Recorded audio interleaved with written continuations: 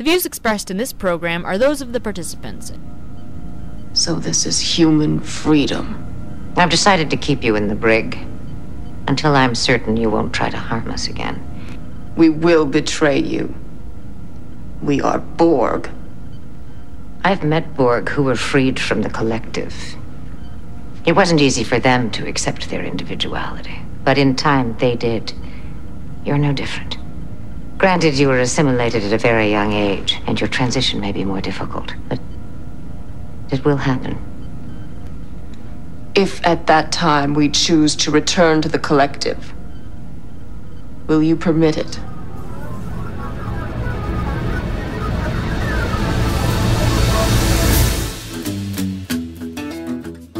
Welcome, everyone. It is Thursday, March the 7th, 2019. I'm Bob Metz. And I'm Robert Vaughn. And this is Just Right, broadcasting around the world and online. Join us for an hour of discussion that's not right-wing, it's just right. Fade into color, and color into black and white. Under the bedclothes, everything will be alright. Well, little did I realize that as we were broadcasting last week's show, all about the voices on the right who need to be supported by their listeners in every way possible, that such a major event in this regard had occurred, affecting some of those other voices. And nor would I ever have guessed, Robert, that we ourselves would receive a YouTube copyright notice. You got your Twitter account locked over one of the most innocuous comments I could ever imagine. Just unbelievable. But we'll get into all that right after we remind our listeners that they can write us at feedback@justrightmedia.org, subscribe to Just Right on iTunes, and follow us on SoundCloud. Hear us on WBCQ and on Channel 292 Shortwave. Visit us at www.justrightmedia.org, where you can access all of Just Right's social media links, our archive broadcasts, and of course, where we encourage you to visit to offer your financial support. Visit www.justrightmedia.org or go directly to paypal.me/justrightmedia to offer your financial support, which is so much needed by the voices of the right, especially in this critical time.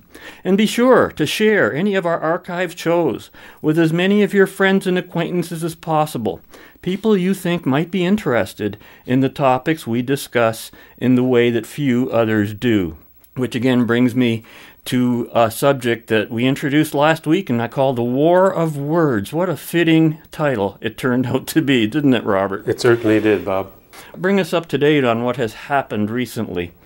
Well, Bob, as you mentioned, this past week I was given a roadside suspension, if you will, for a 12-hour period from Twitter. I know that's catastrophic, isn't it? A suspension from Twitter. I had to say that I was amused by their reason for the suspension. Now, the Toronto Star posted a picture of Justin Trudeau and the Clerk of the Privy Council, Michael Warnick, and asked people to caption the photo. Well, this came fresh on the heels of accusations that both men acted inappropriately in pressuring the Attorney General in a legal case against SNC-Lavalin. I responded with, "Psst, Justin, learn to code." Oh my goodness. Yeah, I know, terrible, eh? Now that particular phrase, learn to code, means of course that you'd better upgrade your skills because it looks like you're in for a career change. That's all it means. Unfortunately, the insane leftists at Twitter had, and I did know this in advance, picked that phrase to be what they called abusive behavior, as if one could not be abusive enough to a prime minister like Justin Trudeau. Now, this targeting was in response to a big wave of layoffs of faux journalists at Marxist fake news sites like Gannett, BuzzFeed, and HuffPost. People responded to the layoffs with the remark, "Learn to code." Sure, it was meant to be mean and get a real job, you commies, but the thin skin...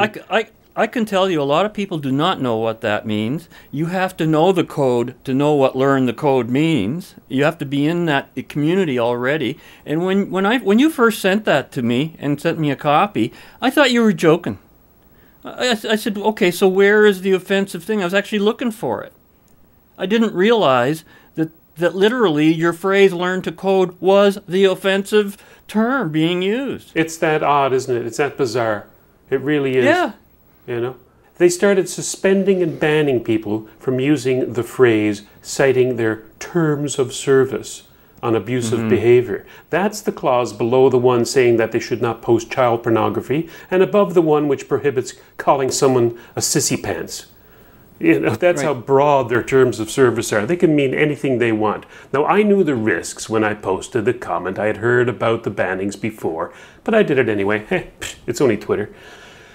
And it should be noted that while I was suspended from Twitter and my tweet removed, I removed it myself before I could use it again, there were several other remarks on the Toronto Star posting that called Trudeau and Warnock criminals, rapists, misogynists, and liars. I took a screen grab of it all. Unbelievable. Those comments were kept. Those libelous remarks are apparently acceptable to the hate mongers at Twitter, but a cute suggestion that Trudeau is not going to win his re-election and that he upgrade his computer skills is tantamount to hate speech, whatever that is. And it's only a symptom of a greater issue. Now here at Just Right, and you know this, we've been kicked off of a radio station for advocating stricter migration controls in Canada and endorsing at that time the Conservative Party of Canada. And prior to Just Right, Jim Chapman on Left, Right and Centre, episodes of which, by the way, can be found on our homepage. He was suspended by another radio station for his conservative remarks. Our guest Andrew Lawton was suspended for investigating into areas in the City of London that he should not have investigated. So suspension seems the standard response to people seeking the truth and expressing valid opinions from organizations that, well, can't handle the truth. You know, it's funny because all the people you've mentioned, you know, the reasons that their employers or whoever gave in getting rid of them were, of course, had nothing to do with their opinions. But it's the same pattern of suspicion. Well, how come it's always the voice of the right that gets canned? The person who's speaking more to the right side of the polarity. You know, the lefts all tend to survive. Look over in Britain just recently, Tommy Robinson. Just banned from Facebook and Instagram, having, he was previously banned from Twitter. For what? They say he actually advocated violence against Muslims. Bull crap. Nothing, of course, can be further from the truth, and I do hope that Tommy responds to such obvious libelous accusations in the appropriate venue. You know, there's a massive list of people, you know them, conservative, libertarian, or at the very least rational and reasonable people who've been kicked off of social media for their opinions, and called the most foulest of names at the same time by these platforms, suggesting, of course, that when they say terms of service have been violated, you read their terms of service and there's really heinous stuff in there, criminal stuff. So people start to think, oh, maybe the guy is just as bad as a child molester or something, or a racist. You know, and of course it's nothing but simply like, oh, learn to code. Right. or vote for Trump. In Europe, some have actually been arrested and some even imprisoned for their viewpoints. And that includes England and Sweden. This is no longer a trivial matter, as you were saying. This is serious. This is war. And as drastic as it may sound, this is war. A war not just for opinions and ideas, but an actual war, which if the right side fails, and failure is always an option, you'll get into that later. In fact, it is the default option. People will not only be imprisoned, but killed for their viewpoints. How can I come to such a dramatic conclusion? Because it's been done before. History is replete with examples of countries being taken over from within by leftist ideologies and then lining up those who oppose them and shooting them. Don't believe me? Pick up a damn history book. So what do we do when our government, the media, the social media, schools, universities are controlled by and overflowing with people who advocate the violent, destructive philosophy of Marxism, fascism, or the euphemistically called democratic socialism, de rigueur? What do we do when clearly a large portion of the population is taking freedom for granted and a large portion of society are collectivists? We fight back. Yeah, and it's a war. I mean, come on, it's a real war. It's a real cultural war. It's a cultural war, and I actually think this is something that conservatives aren't understanding. No, they're not. And I've been super against. I mean, I've not only fielded attacks from the left, I've fielded attacks from the right. which is just, to me, mind-boggling, because they have this idea, I call it puritanical conservatism. Okay? Oh, that's a good thing. Puritanical conservatism, where it's like, this is the way we do conservatism, and we don't fight back. Like, this is the proper way. No, the left is not fighting proper, okay? This is like trench warfare. That's right. And if we don't understand that, and understand that the battle is cultural, the battle is about getting a show like you had, and sparking a conversation that's national, and defending and calling it what it is, when what happens to you happens, and people don't have the courage.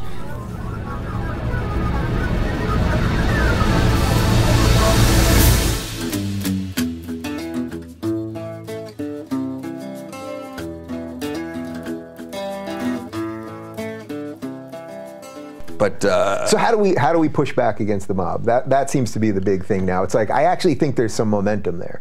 I think we're waking up a certain amount of people. We are waking up, but here's the problem, Dave.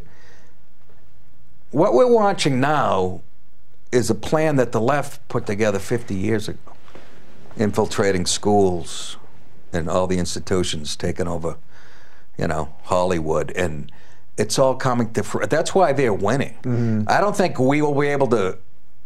You know what I mean? It'll take 40 years we have to grab back the institutions, entertainment and so what does that mean? I mean, well, I guess we're doing we'll be it, gone, right? We'll be gone. Unless it comes to violence. But yeah, it's going to take forever. All we have is Fox News, Fox are the only ones that put me on. They're the only ones. I can give my liberal credit left and right. I can't get a call from the other ones. I have an interesting history. Well, you can't. You're a gay conservative. Yeah. And I don't even call myself conservative. I'm actually a liberal, but I'm a real liberal. There's no right. There's none of us left anymore. Yeah. I don't feel I need to be balanced, because when I sit home and I watch how white men are portrayed in commercials and on TV and in movies, I feel no need to balance it out. After the show, people go, "Why did you make fun of white people?" I go home and watch TV. Yeah. Well, it does seem like it's coordinated. What's going on? This endless thing of straight white men, and that politicians are doing it constantly. That it's about white men. It's like, you are racist. You people who call everyone racist, you are racist. Congrats. Oh yeah, you can generalize now about white guys. Yeah. I mean, I've been hearing that phrase forever. Typical frat boy. That's code for white. Yeah. Yeah, you said it's coordinated. It really is, isn't it? I mean, this is where it's like, I say conspiracy. Colin Quinn, he goes, it's not a conspiracy. It's so big that it's not a conspiracy. That's his theory. It's not that it infiltrated media and academia. They don't even have to coordinate. Yeah. And I'm like, no, I still think there's 10 guys in a room. So that's it depends how far you want to go down, like the Bilderberg group. And 4 of them are gay. Yeah, naturally. 2 of them are black, and I don't know what the other 4 are. Yeah. But it does feel like an agenda, because they follow a certain. Every commercial has that certain, Yeah. That those progressive commercials. Which Gillette, you must have loved that one. Oh my! I couldn't believe it. But it infuriated me. Yeah. But thank God for stand-up and the internet podcast. Yeah. You think we're going to be better off in a couple of years or not? You think? I mean, that's where we're at, right? Like. Better when you say better off as a nation, or you and I as a. Well, I mean, just generally, like, just this. Look, let's pretend the Civil War doesn't come in 5 years. Where do you think we're at? We're on the brink of civil war. You're going bullish on the Civil War. I don't know where else we can go. There's one side that doesn't want to play. There's one side that has no. You can't keep calling people bigots. People who go out and work and bust their ass. Blue-collar people that make this country great. Sounds corny, but they do. Yeah. And you're going to keep pointing your finger and call them racists and bigots and take more of their, confiscate their money. That's what they do. That's what gets me the most, that sanctimony on the left of, how are they going to hurt me? Are they going to kick me off my own podcast? Or it's not like I'm on an ABC sitcom or... Right. On the previous side of the bumper, that was from PragerU posting on March the 3rd, featuring Candace Owens and Roseanne Barr, of all people, talking about a cultural war. While on this side of the bumper, we heard from the Rubin Report of February 25th, featuring comedian Nick DiPaolo on offensive comedy, and some very interesting comments made there. All of them realize that this is a war. It's a cultural war. It's a, there has to be a pushback against the mob. And of course, Dave Rubin is asking, what are we going to do? And I thought it was fascinating what he talked about, how all this began 50 years ago. And I was reminded immediately of Ayn Rand's book, The New Left, The Anti-Industrial Revolution. Guess what? Written about that time. All this stuff was scripted decades ago. This idea that everybody talks about, well, this seems so coordinated and it seems like a conspiracy. I think that's a complete misunderstanding. It is partially coordinated by small groups, but what drives it all is philosophy. And personally, I think it all depends on whether people are operating on the primacy of consciousness or the primacy of existence. And that's the axiom of philosophy right there. And then from that on down, everything else falls into place. I think that's the real war that we're seeing here. Yeah, Bob, it is. The real war is always philosophic, but a philosophic war does end up finally being in the trenches, and sometimes people take up arms to defend or fight philosophy. And like any other war, people typically think that it's a war from outsiders, a foreign war, right? Or foreign invaders. But the enemies of freedom don't just come from outside. In fact, history shows that it's more often than not comes from within. The decay of Rome, the Bolshevik Revolution in 1917, the Chinese Communist Revolution of 1911, the takeover of Cuba by guess what? Cubans, communist Cubans. Benito Mussolini was elected to the Italian Parliament in 1921. German dictator Adolf Hitler was elected by the people of Germany. Venezuelan dictator Hugo Chavez was elected by the people of Venezuela. The murderous dictator Robert Mugabe of Zimbabwe was elected by Zimbabweans. Many dictators come to power from internal coups rather than from foreign conquest. That's just a few of the cautionary examples from history. But remember that those who cannot remember the past are condemned to repeat it. And it can and will happen here. If America and the West are to fear takeover, they should fear not Russia, Iran, or North Korea. They should fear themselves. They should fear democratic socialists and members of Congress, Marxist university professors, terrorist organizations like Antifa, communist media outlets like CNN and MSNBC. The enemy is within our gates, and we are at war. So what do we do about it? If this was a war against a foreign invader, the answer would be obvious. You use whatever force and means are at your disposal to completely destroy them. There's no reason why the same tactic or zeal should not be used against domestic enemies, except for an incomplete understanding of individual rights. Free speech, private property rights, right of contract, it's these concepts which get in the way, ironically, of protecting those very same concepts. And that respect for these rights and freedoms will be the downfall of the West. It may sound contradictory, hypocritical, or even self-defeating to use strong-arm tactics to protect freedom, but it's turning out to be an absolute necessity. And it's not a moral dilemma to curtail certain rights of people who would hide behind the very same rights to deprive you of your life, your freedom, and your property. In fact, we do it all the time. And it's not just during war, where every weapon is on the table. When there's an existential threat to survival, we do it to criminals, taking away their freedom for our protection. And our enemies certainly do it, barring us from speaking on campuses, stacking candidates' debates and ballot boxes, using lawfare to wear us down, rigging elections, gerrymandering political boundaries, political interference in judicial matters, and even, as is being made clear in recent days, staging a coup d'etat by lying, spreading false news, falsifying documents, and libeling and slandering. They don't stop at anything. They play dirty. Ayn Rand said, quote, "There is no such thing as the right of some men to vote away the rights of others, and no such thing as the right of the government to seize the property of some men for the unearned benefits of others."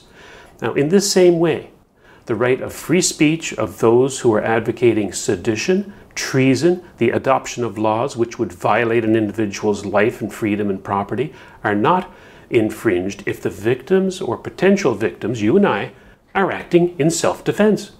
The same for the rights to run their businesses as they see fit, or the right to spend their money on the causes they choose when such activities are designed to supplant a freedom government with a dictatorship.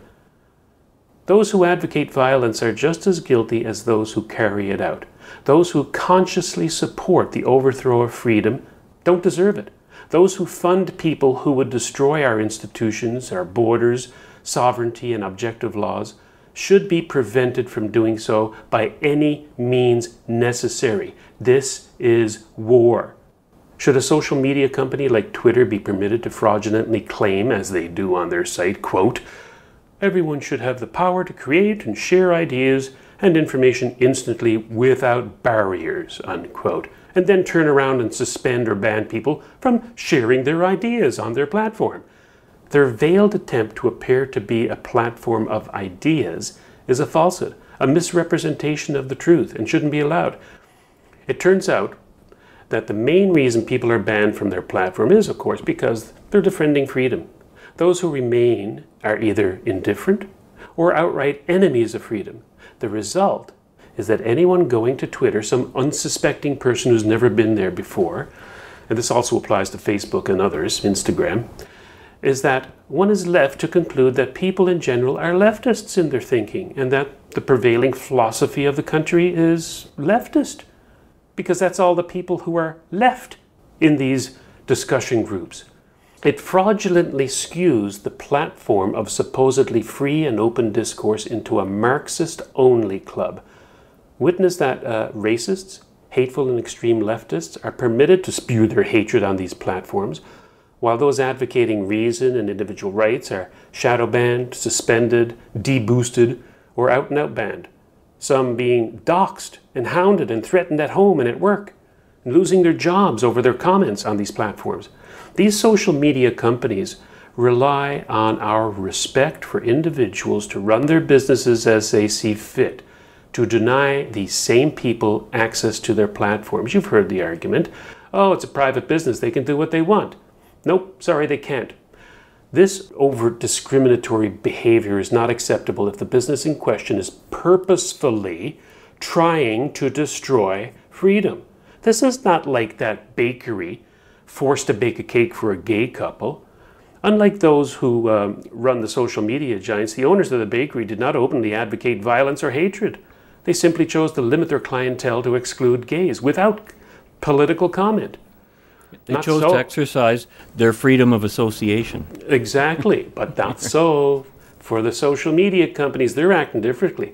They are openly and covertly advocating for the overthrow of our freedom-loving countries, the destruction of our institutions, the death of people, and I'll qualify that by saying that they're allowing organizations like Hamas and Islamists to continue to operate on their sites. And they're advocating for the destruction of our country by advocating for a borderless world and a global governance of communists. This is unacceptable. And individual rights are not there to allow such advocacy to exist. The consequences should be obvious. Those advocating for the overthrow of a free society should not be permitted a platform to do so. Those allowing people to advocate communism in a free society are advocating for your death. They should not be allowed to do so. Freedom of speech doesn't mean the freedom to call for the death of people, whether directly or indirectly. The left use this on the right all the time, calling it hate speech. Well, they're the real hate mongers, and that's the real hate speech, except that speech has been demonstrably proven historically to be the death knell to millions. All of these social media companies benefit from the very laws and institutions they are openly trying to destroy. There's no moral dilemma in preventing them from getting away with it. It's self-defense to suggest that people advocating violence, either by prohibiting dissenting voices, funding it, or giving it a platform, should be held accountable for their actions. There's no problem there. You can't yell fire in a crowded theater when there's no fire. Just so. Why? Because your misrepresentation of reality, the fact that there is no fire, is intentionally perpetrated in order to cause injury. You know that people will panic and suffer. In this same way, media outlets like CNN and social media outlets like Facebook must face the same meting out of justice that the person shouting fire is dealt with. If the people in the West did not live in a system which allowed for mob rule, that is, a system of voting, which allows people to get elected, even without a majority, and then dictate to us what our rights are or not, then my argument would be unnecessary. But that's precisely the world we live in. That's the cards we're dealt with. We live in those kinds of worlds. The Republic of the United States now, of course, has shown itself to be a far superior system of government with its systems of checks and balances. But even they elected a communist in the name of one Barack Hussein Obama. So there's no guarantee. In Canada, our Prime Minister, the man making an imbecile of himself on the foreign stage and a morally corrupt individual at home, was elected by, guess what, 26.1% of eligible voters. Even his father, the much-loved, yeah right, Pierre Trudeau, was never elected by more than 34% of the eligible electorate. This system requires a check on people who, although in a minority, like the Trudeaus, would seize the reins of power by fair means or foul and enslave us under the guise of it being democratic. It's what the people chose. Sorry, it's not. You know what they're doing? They're doing that old classic, one person, one vote, one time. Using democracy to end it. That is unacceptable. You can't do that. You're getting right to my point. That's exactly right. We are the architects of our own demise if we don't institute some other mechanism in our society to stop this from happening. You know, we've only been at this business of freedom for about, 3 lifetimes. It's only been 245 years ago, give or take, that the First Nation instituted a government whose sole reason for being was to protect individual rights of its citizens. It never existed before that. Since then, the example of the United States has been followed, sometimes successfully, sometimes not, in other nations, mostly Western nations. But even the U.S. Constitution has been amended and interpreted and reinterpreted, sometimes properly, sometimes not. That's the nature of fallible men working in committees. So it's not too out of the realm of possibilities that we simply got it wrong to allow people to openly advocate for socialist, communist, fascist, theist rule without consequence, which is the case today. Oh, it's free speech. Free speech was meant to protect people from an autocratic state, not to permit autocrats to finagle their way into power, to loot and kill. It was meant to protect the individual who might disagree with a dictator, a monarch, or a potentate, not for some hateful, violent zealot to use the power of the ballot or the power of the media, or to hide behind free speech to sucker a nation into committing suicide. U.S. President Truman in 1939 issued Executive Order 9835, which stated in part, quote, "Whereas maximum protection must be afforded the United States against infiltration of disloyal persons in the ranks of its employees, and equal protection from unfounded accusations of disloyalty must be afforded the loyal employees of the government.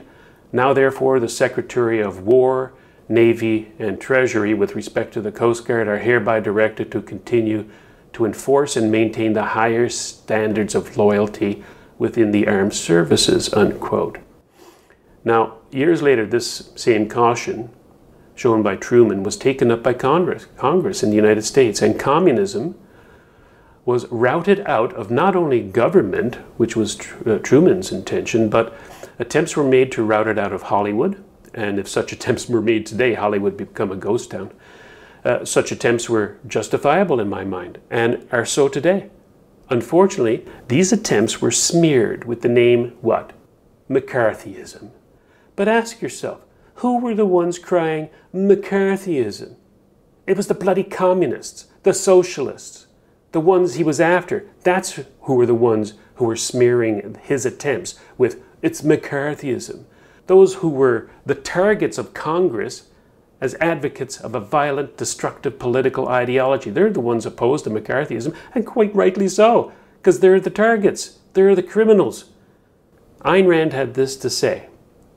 McCarthyism, again, it was a derogatory term, suggesting some insidious evil and without any clear definition. Its alleged meaning was unjust accusations, persecutions, and character assassinations of innocent victims. Its real meaning was anti-communism.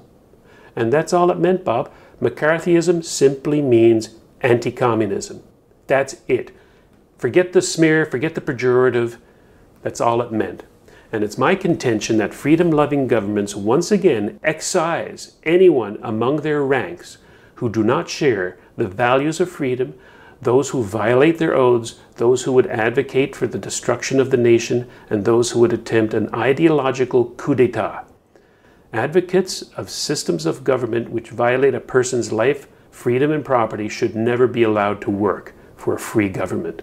They should never be allowed a soapbox on the airwaves to spew their hate. They should not be permitted to run for office on a ticket which would violate a person's individual rights.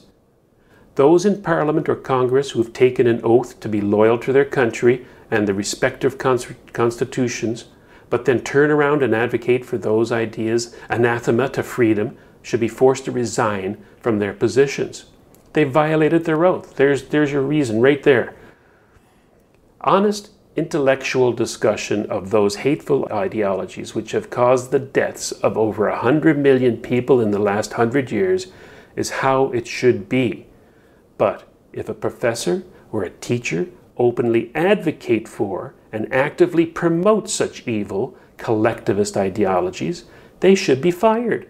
No ifs, ands, or buts. In no way is this any different than teaching that the Aztecs made ritualistic sacrifices to their gods and advocating that practice.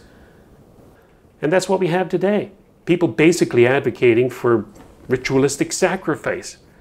If a news outlet reports lies and innuendo as facts, spins false narratives to negatively affect the outcome of an election in favor of people or organizations advocating ideologies which are opposed to individual rights and freedoms, then they should have their licenses revoked. If social media companies do not come clean on their discriminatory practices against conservatives and individualists and restrict their terms of service to actual criminal acts, then they should be treated as the purveyors of sedition that they are and prohibited from doing business. I don't care how many people get laid off because Twitter goes or the 60,000 because Facebook is out of business. Our freedoms are worth a lot more than that. Socialists, communists, fascists, collectivists in private life should be shunned, ridiculed, and cast out of the common intercourse. And I know these are tough measures to be sure, but then again, this is war. Coming up next is a very significant clip from the March 1st Stephen Crowder Louder with Crowder show, number 439, which I suggest everyone listen to it in its entirety.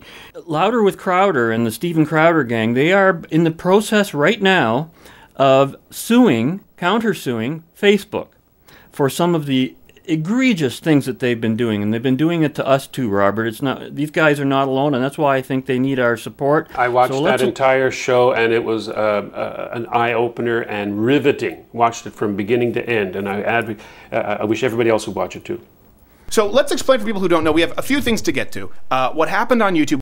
Explain to people what happened there. Well, it's a multiple battle war that we fought over the last kind of 72 hours. This week has been pretty nuts. But just on the stream itself and then the archive, there was an initial takedown. I think a lot of folks, a lot of the followers and audience and fans saw that it got cut down right by an ABC Disney strike, copyright strike. We're saying, hey, you're violating this and that.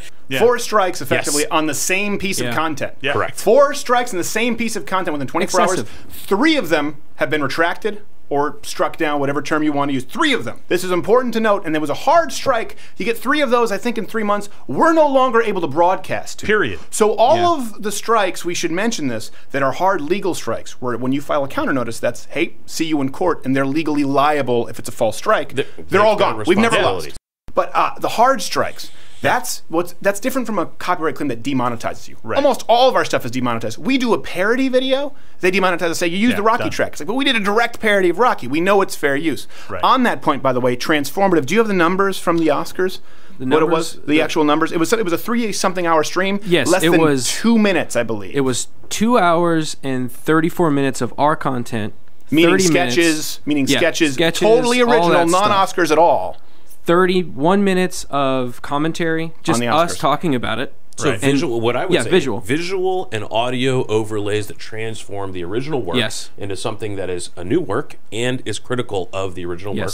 And that's what you're doing is you're coming in, you're commenting, you're adding visuals, you're actually specifically critiquing the work. Yeah. Well, here's the thing. They know all of the claims are bogus. But tomorrow it could be you. Once you get popular enough, they will come for you. And they're coming for all of us. That's what's important. That's why we have this at the Leto Crider shop, the deplatform this year. Mug Club and our sponsors like Walther keep us in the game. Yeah. We've been demonetized on a lot of content, a ton of content. And that's not small money, by the way. No, and it's not small money. And increasingly, that being lately. said, and that's really easy to do because they can say, oh, we're going to claim this, we're going to claim. There really are. There's no recourse. Now, when they try to hard strike your channel, that's where they someone has manually submitted a legal notice, and we manually submit. Is it a counter notice? What is it? Counter notification. Okay, counter notification, and at that point, it goes to the courts. In other words, at that point, it's like, okay, listen, if you are lying here, now we're getting into legal hot water. They said, okay, we don't want any part of this. We've never lost. They've always retracted those. And this is pretty consistent across the board, by the way, disproportionately with conservative channels. Think about it this way. Think about if we're talking about a presidential election or a Senate election or some bill that's trying to be passed in Congress, and they're like, we're commenting on what they're doing, talking about it, or if Congress is putting something out for us, we're commenting on that. They can shut us down so that we can't influence people. They tried to shut us down once with a presidential debate. Yeah, exactly. And by the way, here's one thing too. Horrible. This is a tool that's disproportionately used by the left. This is what people need to understand because conservatives don't go out and try and abuse the system. You can find more content than you could watch in a lifetime. Everything from calling me gay to a secret transvestite to a part of the Illuminati to a Nazi. But we don't try and shut those down. As a matter of fact, one time someone ripped an entire show. And we just reached out to them and said, hey, listen, man, I appreciate the zeal, but could you take it down because it's our whole show, and we'd rather you just maybe take a clip and direct them to our show. This person put up a clip instead and directed them to our whole show. Perfect. We go out of our way to make sure that we are following the kind of fair use rules that we preach.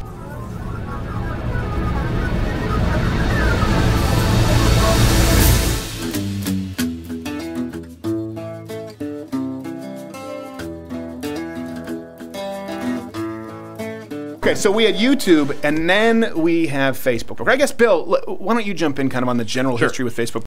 And what the big part here is that we've always said this, right? You know, people use the term censorship, which we understand is a governmental thing versus a private company thing. Right. And hey, this is their sandbox. They can create certain rules within under the Constitution, federal law, state law. They can set the rules for their sandbox and say, I'll invite you in. You can spend some money here. It'll all be good. But the problem is when they say the rules are A, but they're actually enforcing a set of rules called B. And that's what happened here. They're telling you, spend hundreds of thousands of dollars of your money to build your business on this platform because here are the rules. But in reality, the rules were different for you. Right. And Breitbart and Chris And by the way, and a lot of conservatives out there, we've seen this disproportionately target conservatives. This isn't just about us. It's about anyone out there. If you've had suspicions, unfortunately, we have the resources to have confirmed quite a few of these suspicions. It's happening, I don't want to say across the board, but it's certainly happening a lot to conservatives. And a lot of people out there, they say, well, I don't know, and there's no way to prove it. Well, you do have to take legal action, and we've done that in the past, but I think it has to get a lot more severe going forward.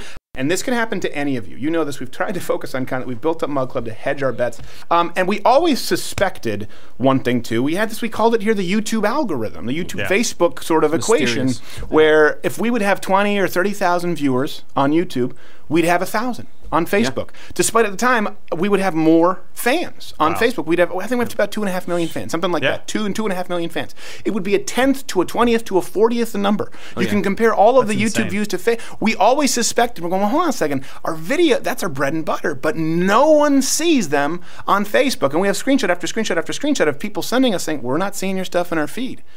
You're listening to Just Right, broadcasting around the world and online. Well, some really useful information in that little audio bite we had there. Steven Crowder says, once you get popular enough, they'll be coming for you. Well, I got news for him. Popularity has nothing to do with it since we've been deboosted for a long time now. And we, too, have been very suspicious about our declining Facebook numbers against our rising unique visitors numbers, that kind of thing. It just, these things do not match, but we never had the proof. Yeah, it's the same thing that Crowder was noting. And also, you know, Bob, I used to handle the boosting of our Facebook page. Right. And when they would ask me to boost the page, and they would say, you could reach up to 2,000 people with $20. So I say, okay, here's $20. And you get 500 people. And going, okay, so what do you know that I don't know? Are you deboosting me? Are you suggesting that I could have gotten 2,000 visitors? If so, tell me the demographics that I should have put in to get those 2,000, because you're basically lying to me. Interestingly, last week's show, ironically, the show that we called The War of Words, what happens? We get a copyright notice.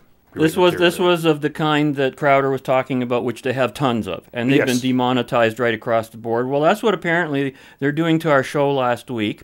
We played, of all things, a Get Smart clip. It was 49 seconds long. Okay, so it's 1/60th of the show.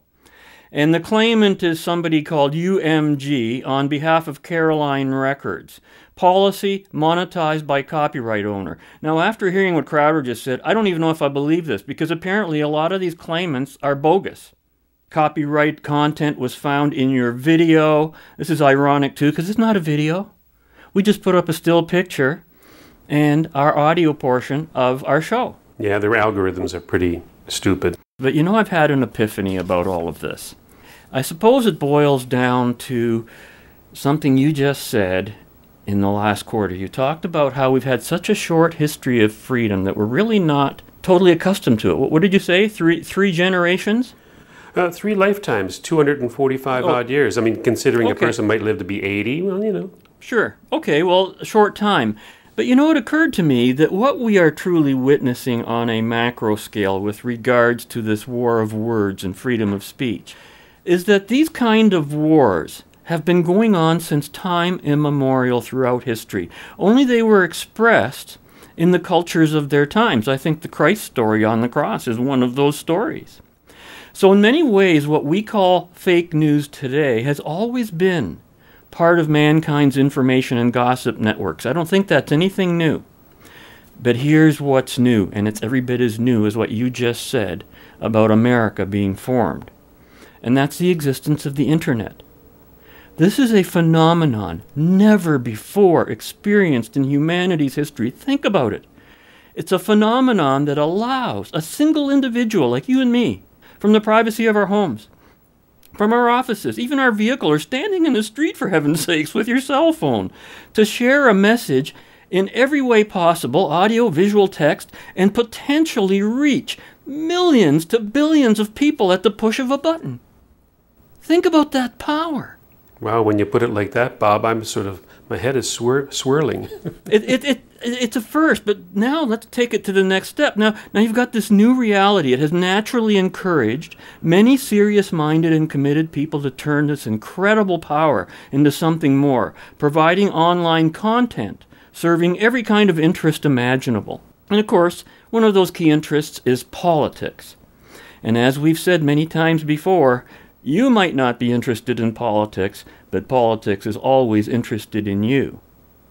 So here's my theory. I think that perhaps for the first time in human history, and I do emphasize, for the first time, the public at large actually has a direct opportunity to hear and determine the truth of any given narrative or event, despite all of the false narratives that continue unabated. This is a first. In the past, voices like Crowder or us or any of those other people I mentioned would simply never have been heard. They wouldn't exist except in the local neighborhood and pub. They wouldn't get any further. So there's the problem for the left and the fake news narrators. And to get to the point of this whole compromise and war, Ayn Rand had a great set of rules. In any conflict between two men or groups who hold the same basic principles, the more consistent one wins. In any collaboration between two men or groups who hold different basic principles, it is the evil or irrational one who wins. And when opposite basic principles are clearly and openly defined, it works to the advantage of the rational side. When they're not clearly defined or hidden or evaded, it works to the advantage of the irrational side. Now, of course, politics is all about compromise, conflict, and collaboration, isn't it? Those very 3 words that you talked about. And what has been happening in social media, and with many of the podcasters and those considered on the right, more and more opposite basic principles are being clearly and openly defined. Hello, we're back to epistemology, definitions. And this works to the advantage of the rational side for a change. That's a first, Robert, don't you think? You're right. It's quite amazing. Here we are talking about history, and we're living at a moment in history that 100 years from now will be talked about forever. It's a pivotal moment, and as you're saying that people are taking over the internet to create content, there's just as many people over there taking the internet and turning it into a vessel to promulgate evil, to promote their communism. So no wonder that anyone who's been controlling the public narrative for dubious political objectives is so terrified and hostile towards this fountain of competing ideas and open discussions that eventually create a path to truth. It doesn't mean that everything being said is true, but as you know, it's freedom of speech that ends hatred. It's freedom of speech that leads to the truth when the basic principles are open and defined. But to speak to my own insistence that we remain consciously aware of the opposing principles by left and right, and that there's no possible compromise between them, I found an interesting quote again by Ayn Rand that hadn't impressed upon me before. Got this out of the lexicon. Quote, "There are two sides to every issue. One side is right, and the other side is wrong. But the middle is always evil.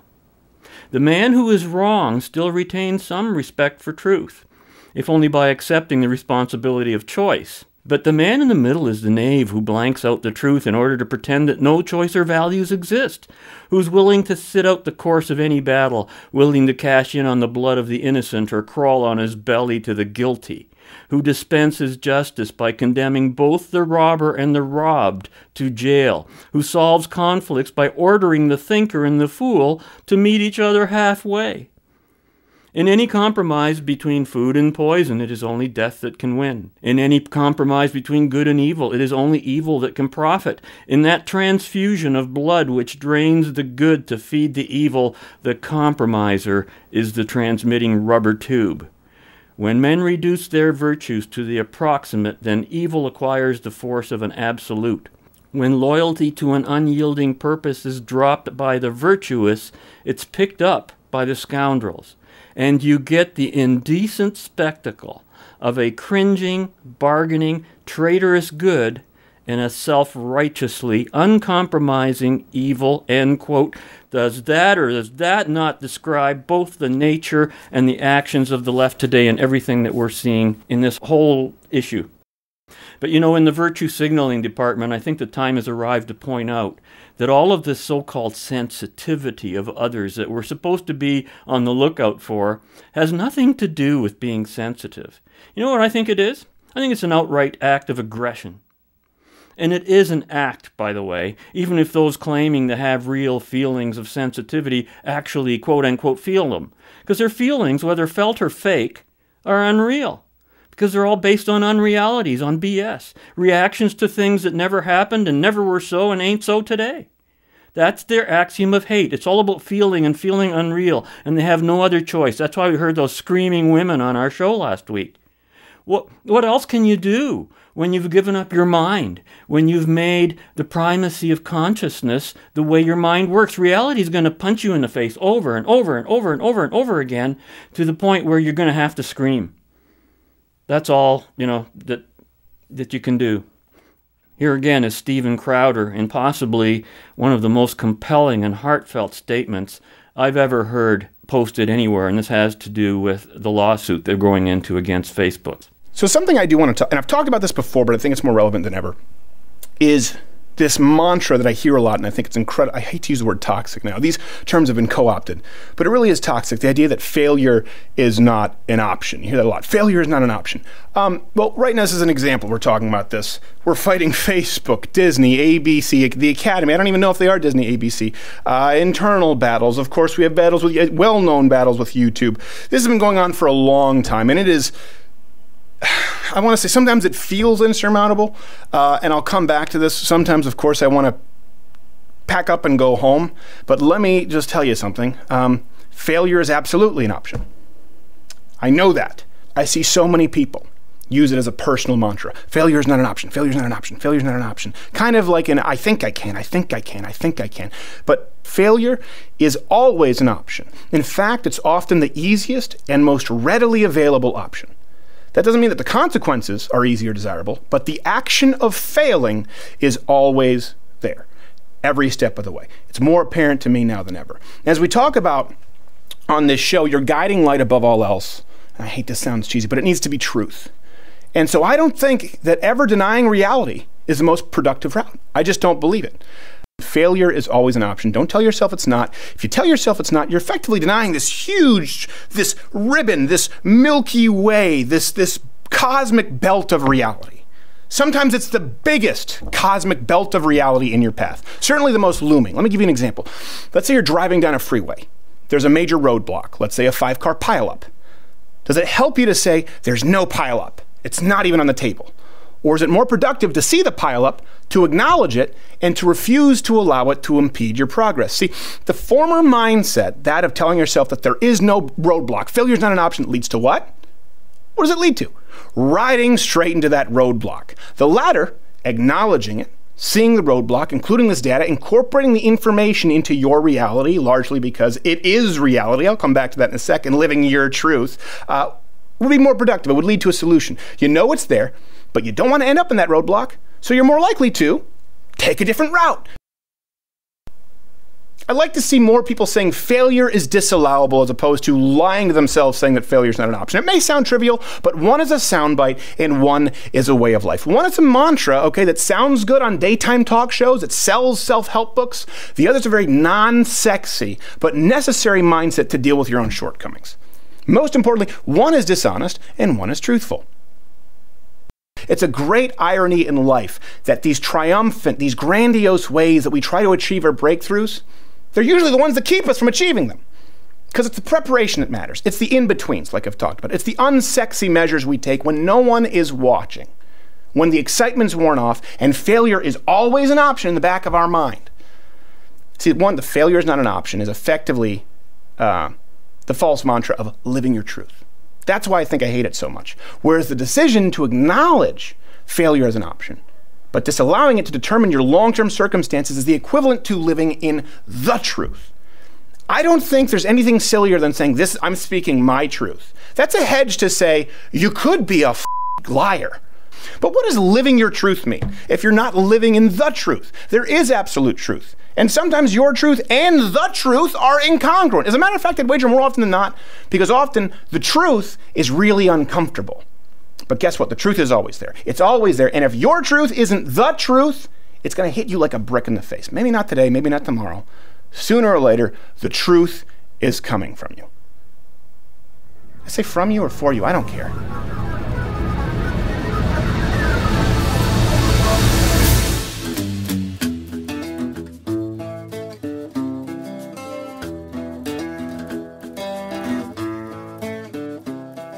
At some point in your life, you're going to die. You are sick. Your marriage has problems. You're dropping the ball at certain aspects of your job, or as a father, or as a husband. You've made promises to yourself that you haven't kept. That's reality. And to tell yourself that failure is not an option is to consistently live in a state of denying reality. It's delusional by definition.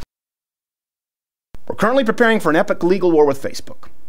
One that will test the integrity and fortitude, not only of myself, but everyone on this team. Also you. How long will you stick it out? How long will you support us? This week we had to miss 3 shows to fight these battles. Believe me, that wasn't fun for us. There are going to be a few more weeks like that if this goes to court. How long are you in? When the dust has settled, the excitement of the initial war, the battle cry has died out, when we're in the trenches, rained on, covered in dirt, waiting, are you still there? Because failure is always an option. I have to be honest with myself. Right now, failure is the most easy, readily available option.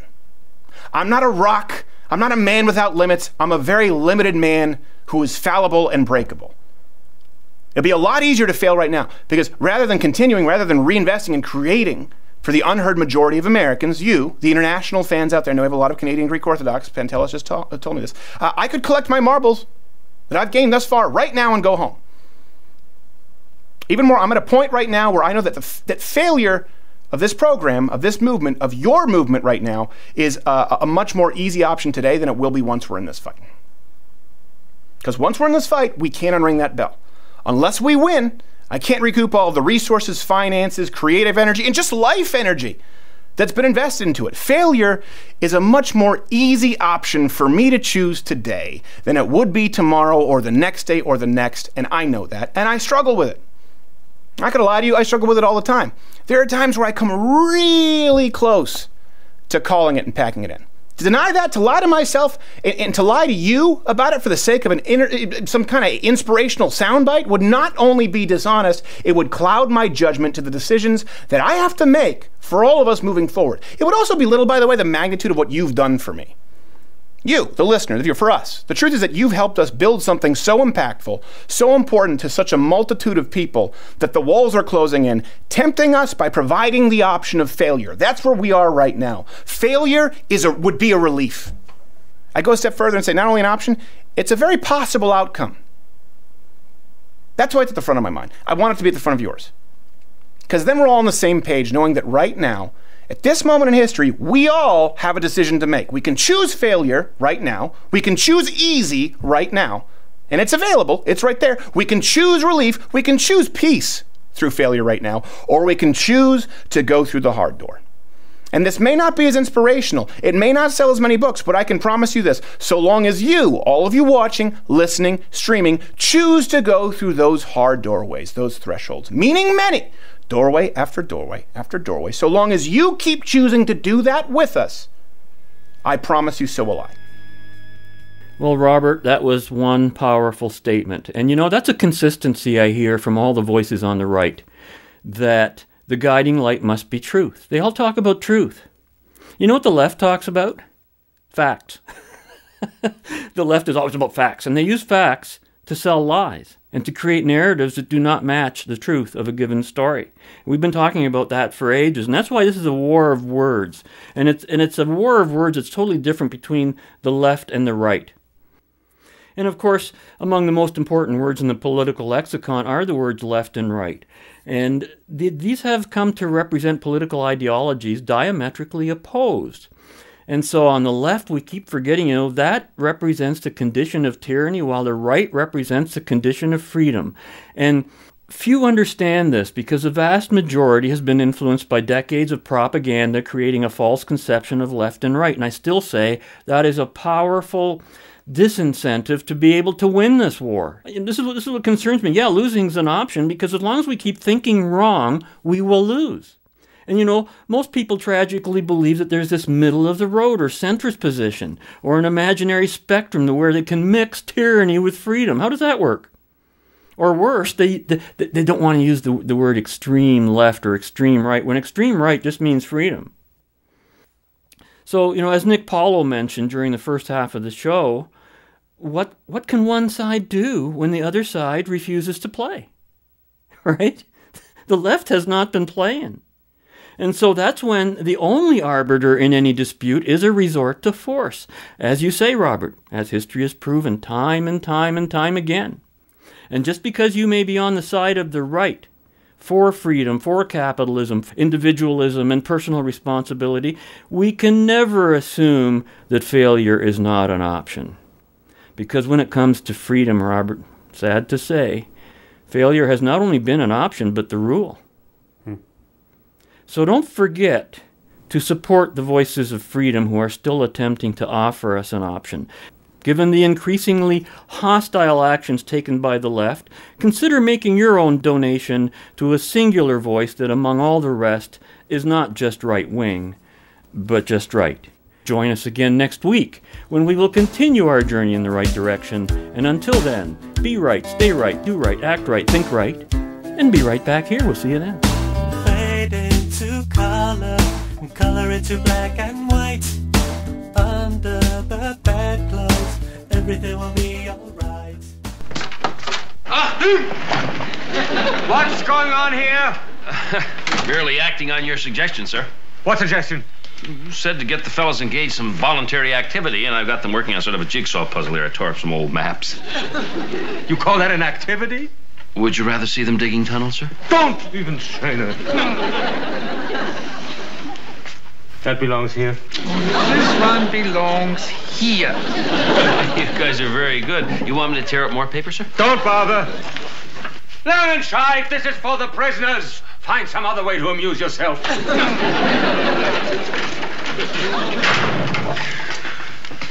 All right, let's get on with it. And what was the holdup? We had to eat the chicken, didn't we?